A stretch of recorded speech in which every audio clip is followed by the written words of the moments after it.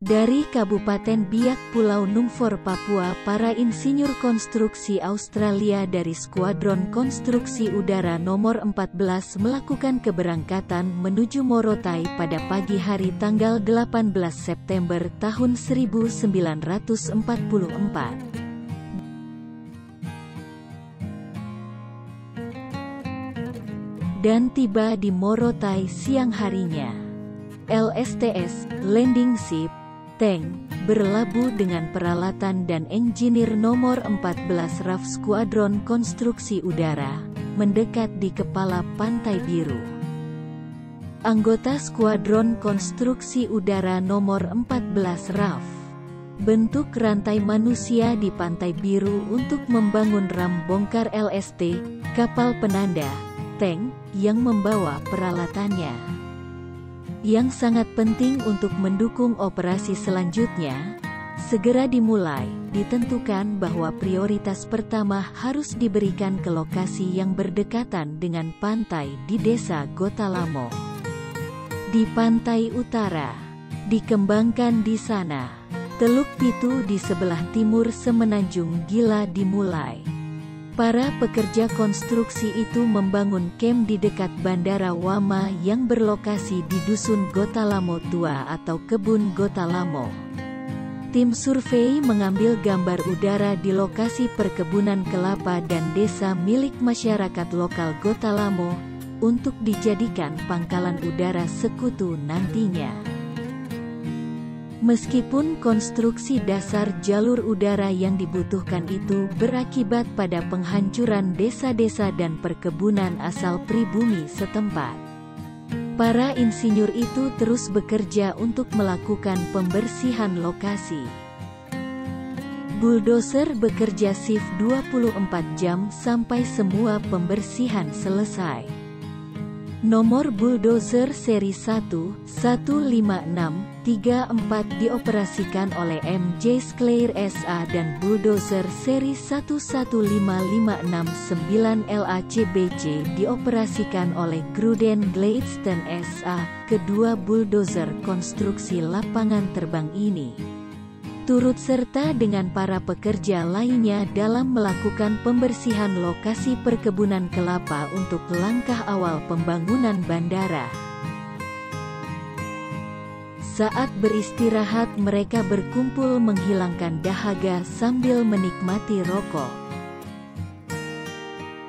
Pemandangan udara dari pesawat penghubung selama pembersihan lokasi lapangan terbang Wama selesai dibersihkan nampak Semenanjung Dehegila dan Pulau Angsai di sebelah barat.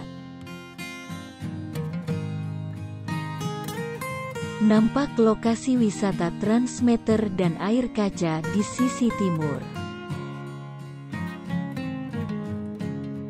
Pada bulan Juli tahun 1944, Jenderal Douglas MacArthur, Komandan Wilayah Pasifik Barat Daya, memilih Morotai sebagai lokasi pangkalan udara dan fasilitas angkatan laut yang diperlukan untuk mendukung pembebasan Mindanao di Filipina, yang pada saat itu direncanakan pada tanggal 15 November.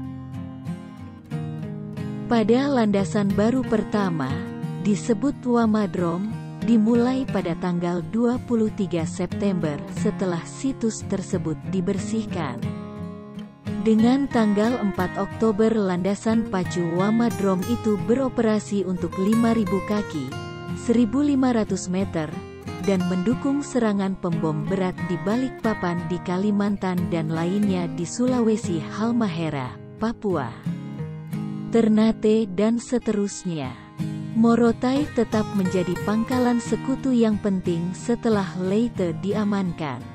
Pesawat Angkatan Udara ke-13 dan Angkatan Udara Taktis Pertama Australia, sebelumnya Grup Operasi Nomor 10 RAF, berpangkalan di Morotai dan menyerang sasaran di Hindia Belanda serta Filipina Selatan. Hingga akhir perang sejak April tahun 1945. Pulau itu juga digunakan oleh Korps 1 Australia untuk melakukan kampanye Borneo.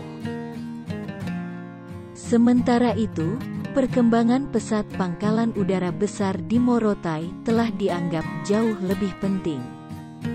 Jenderal MacArthur yang menurut rencana dan untuk langkah terakhir dalam pendekatan ke Filipina.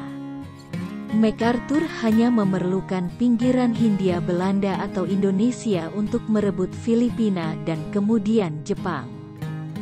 Daerah yang dimaksud adalah Pulau Morotai, dan pasukan Belanda diajak merebutnya. Bagi Amerika Serikat dan sekutunya, Pulau Morotai memiliki arti sangat penting. Pulau ini merupakan pulau terluar di Maluku Utara dan berbatasan langsung dengan Samudra Pasifik. Pulau Morotai merupakan tempat strategis untuk melancarkan serangan balasan yang menentukan terhadap Jepang di Filipina dan Korea. Di pulau inilah sekutu menjadikan markas dan konsolidasi ratusan ribu pasukannya baik darat, laut, dan udara. Pulau ini juga telah dipilih Panglima Divisi 7 AS Jenderal Douglas MacArthur untuk membuktikan ucapannya ketika akan melarikan diri dari Filipina ke Australia, "I shall return," aku akan kembali.